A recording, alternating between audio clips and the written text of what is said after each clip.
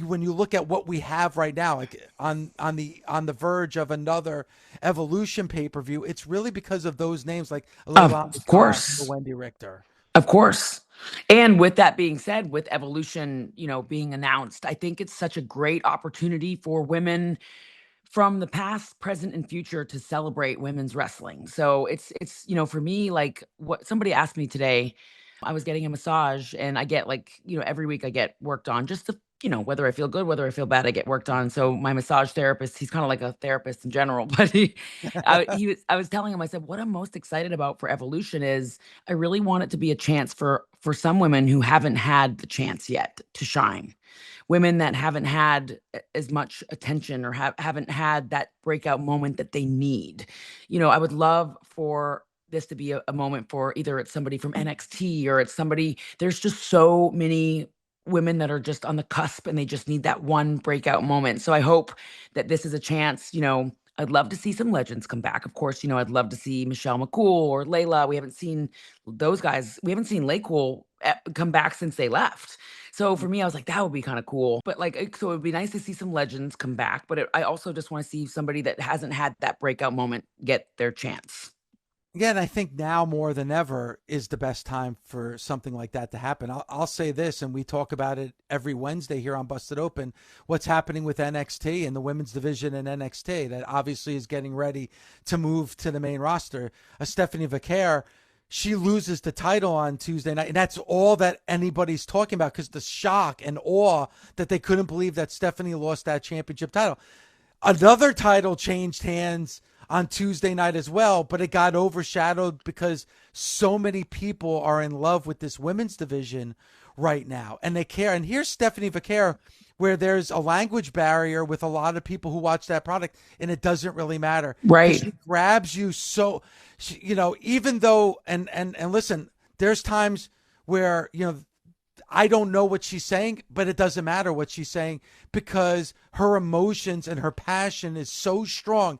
It grabs me emotionally that And there is no language barrier. well, wrestling also, what we do in WWE, it's in general, like wrestling speaks a universal language. Hmm. So, for example, I think the most terrified I've ever been of Asuka is when she starts screaming in Japanese. Shinsuke too, they're just like, you don't have to, not everybody has to speak the same language. Not everybody does. And some people don't need, there are times when silence is more powerful than speaking. But with Yep. what we do in the ring, and I knew, like, when I went and lived in Japan and I trained in Japan and I wrestled in Japan before I ever came to WWE, I fell in love with the women over there because they loved wrestling so much, but we didn't speak the same language. We didn't need to. We spoke that language in the ring, and just like Stephanie, she's so passionate. You can really feel her passion in her work. She loves what she does. She fought to get here. And like, I watched her do an interview a little while ago where she talked about she had a tryout, she didn't get hired, she wasn't ready, and so she went and explored the rest of the world and really like honed her craft and fought to come back here. And that's what I love about WWE. I love that you can have the door shut and somebody might say it's not your time yet, or you're not ready, or we just need this, or you just need to be, we're looking for that. There's always tomorrow. If you want this, you will fight for it and you will turn every no into a yes. And I was the same way. I was not hired. I was trying to get hired for about 5 years and I kept sending in tapes, and I was back then, like in 2005, I looked terrible. I had no makeup on. I was sending them promo pictures that my uncle Ross was like taking with his Polaroid.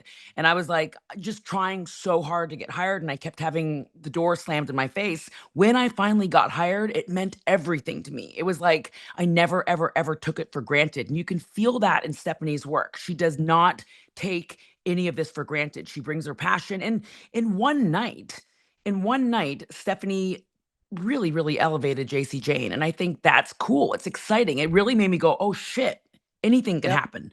If I tune into NXT, anything can happen. I love that. That's what I love about UFC. TJ and I we love UFC. And so he'll say, like, with UFC, just anything can happen. One night this guy's my favorite, the next night he's getting his ass kicked. Like, I love that level of unpredictability. Now JC Jane has to, now the work really begins for her, but I think she's ready. I really do. Yeah, I mean, I'm a big fan of JC Jane. She's, part of Toxic Attraction. There's the breakup, and then there's the boot to the face of Gigi Dolan, like through that door. And that feud never really got off the ground. And JC Jane, what did she do? She goes with Fatal Influence, and they make some really good TV. But still, you're looking at JC Jane a certain way. I don't think there was anybody that watched that match on Tuesday expecting JC Jane to win.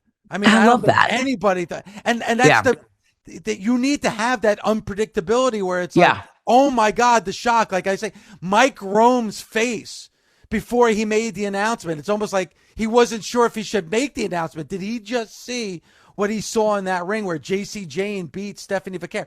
And it's not like Stephanie Vaquer has been with NXT for years, where it's like Brock Lesnar beating The Undertaker, where you're in Right. shock and awe. Like, no, Stephanie Vaquer, in comparison to that, has been with the WWE for a cup of coffee. But she was able to get you to buy in that she was unbeatable. And there Yeah. was no way that she was going to lose that champ. That takes a special type of talent to sell an audience on that. I watched Stephanie versus Jordan Grace last week, and I sent them both a message just saying like I enjoy both of their work, but it's funny because before Stephanie lost the title, I sent her a text saying like, "Oh, I love watching you. I really want to work with you. Like she inspires me. It's like I love that I can come to work with like this childlike, like, oh, I wonder what I could do with her. I wonder what we could, what stories we could tell, the magic that we can make together." And then Stephanie sent me a really nice text back and was like, "I can't wait to work with you too." And it was just, and then of course she, lost the title a couple days later. But watching Stephanie, watching Jordan, watching Julia, I don't give a shit if they win or lose. I really don't. Even like some of my favorite matches of most of my favorite matches of my career have been losses. It's not about winning or losing. What Stephanie did on NXT was she puts on great matches. So you don't really care about who's winning or losing. Yes, we all want to win. Yes, we all want to be the champion. But again, I go back to it. It's all about the story. When I watch Jordan Grace wrestle, I think about the story. I'm like, the matches that I enjoy with Jordan, I don't even know who wins or loses them. I just know that I enjoy watching her work and I love being taken along on that ride with the story. It's the same thing with Cody.